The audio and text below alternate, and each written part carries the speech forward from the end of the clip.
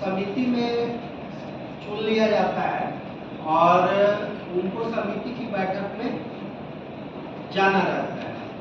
तो जो पहली बार जब वो आई तो विलम्ब से आई, उनका घर बहुत दूर नहीं था समिति कार्यालय से, लेकिन ट्रांसपोर्टेशन का, यातायात का साधन नहीं होने के कारण वो विलम्ब से आई। फिर जब दूसरे माह जब बैठक हुई समिति की, तो उसमें भी वह पुनः विलम्ब से आए। तो ये स्वाभाविक बात है कि जो अन्य सदस्य हैं उन्होंने पूछा कि कमला दीदी आप क्यों लेट आए। तो कमला दीदी क्यों लेट आई, तो उन्होंने बताया कि यातायात का साधन नहीं होने के कारण हम जो है लेट आ रहे हैं। तो सभी सदस्यों ने आपस में इस पे विचार किया कि ये समस्या का निदान कैसे हो सकता है कि कमला ससमय समिति के बैठक में आए। आगे की जो बात है वो हमारे सहकर्मी बताएं। नमस्कार। आगे तो कहानी को बढ़ाते हुए मैं राजेश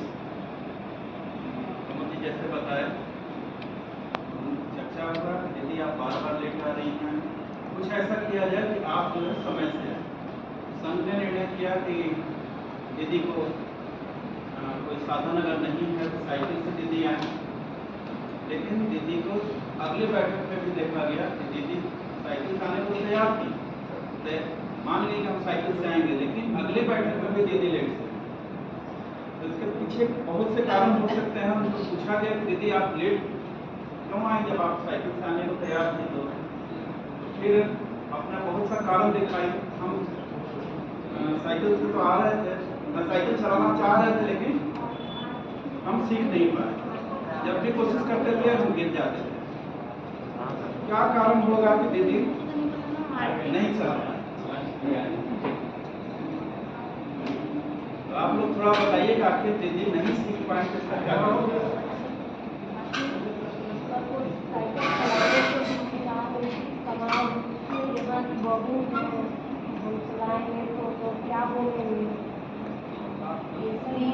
ये एक कारण हो सकता है, ये और भी कुछ कारण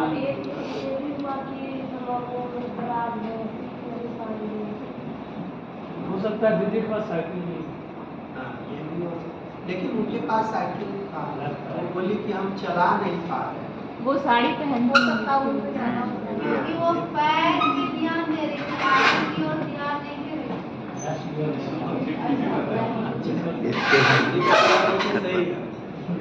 जब वो साइकिल सीख रही थी तो ये चीज नहीं है, उन्होंने भी बताया कि दीदी जो है साइकिल चलाना सीख रही थी, लेकिन सीख नहीं पाई। यानी कि साइकिल साड़ी वाला तो कहीं व्यवधान नहीं आया, गांव की बहू वाला भी व्यवधान नहीं आया, कहीं न कहीं दिक्कत थी। क्या दिक्कत थी? बार बार जब पूछा गया तो दीदी कह रही थी कि हम जो है पैडल देख रहे थे, चला रहे थे, गिर जा रहे थे। क्या करना चाहिए कि दीदी नहीं गिरे और आगे वो साइकिल चलाना सीखे? सामने देखना चाहिए, सामने देखना चाहिए।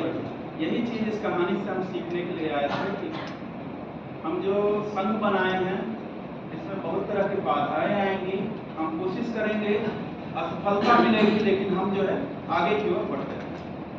अपने लक्ष्य को देखते हुए उसकी ओर अग्रसर रहें, हम अपने लक्ष्य को प्राप्त करें। इसी में है एक लाइन और जोड़ना चाहिए कि जो हम साइकिल चलाते समय वो क्या कर रही थी, पैर देख रही थी, पैडल देख रही थी, और उन्होंने दीदी ने बताया कि नहीं वो सामने देखना है, सामने देखना है। तो ये सामने देखने का इस कहानी में यह क्या तात्पर्य है, कुछ लोग आप लोग बता सकते हैं? सामने देखना मतलब लक्ष्य को देखना, लक्ष्य को देखना है ना। तो लक्ष्य तो हम कुछ निर्धारित करेंगे तभी तो देख पाएंगे। लक्ष्य हमारा कुछ होगा ना। लक्ष्य वही था संघ के पास कमेटी में पहुंचना। हाँ, उनके लिए कमला दीदी के लिए लक्ष्य था कि ससमय हमको बैठक में पहुंचना है। तो उसमें एक और जोड़ा गया था कि एक छोटे से बच्चे के साथ उदाहरण उसमें दिया गया था कि जब एक छोटा बच्चा जो है जब वो चलने की उम्र में आता है तो वो जब चलता है तो वो क्या करता है कि वो अपना पैर नहीं देखता है।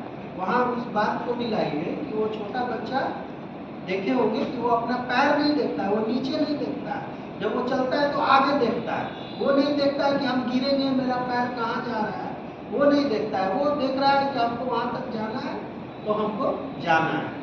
तो इसमें बस यही है कि जिस तरह से ये कमला दीदी की लक्ष्य की बात की गई कि कमला दीदी का जो था वो लक्ष्य था कि ससमय समिति के बैठक में हमको पहुंचना है, उसी तरह से हमारे जो सीएलएफ है, हमारा सीबीओज है, वो सीबीओज का एक लक्ष्य होना चाहिए और वो जब लक्ष्य निर्धारित होगा तभी वो लक्ष्य को अचीव करने के लिए वो कोई कार्य करेगा, वहाँ तक पहुँचेगा।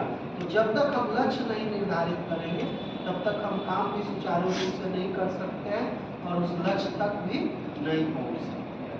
तो ये छोटी सी कहानी के माध्यम से ये प्रयास किया गया था, एक सफल प्रयास था कि हम लोग समझें कि हमारे सीएलएफ का क्या लक्ष्य है, क्या विजन, क्या हमारा दूरदृष्टि है, हमने जो वहाँ तक लक्ष्य रखा है कैसे पहुँचे। ये इस छोटी सी स्टोरी